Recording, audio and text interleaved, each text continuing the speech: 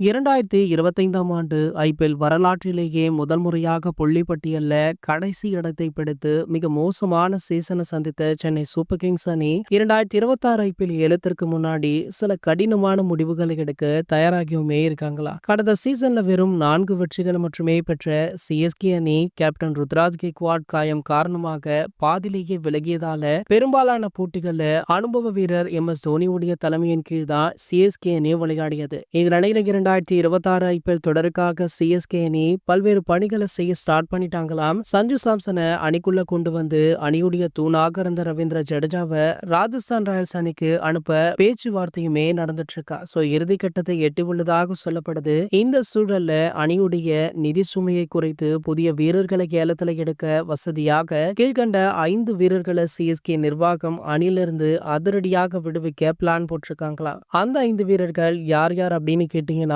அதுல முதலாவதாக Devon Conway இருக்காரு. அடுத்து ராகுல் திரிபாட்டி, தீபக் ஹூடா, விஜய் சங்கர், கடைசியாக ஜேமி ஓவர்டன். இந்த 5 வீரர்களையுமே வெளியேற்ற அதிரடியாக முடிவு பண்ணிருக்காங்க.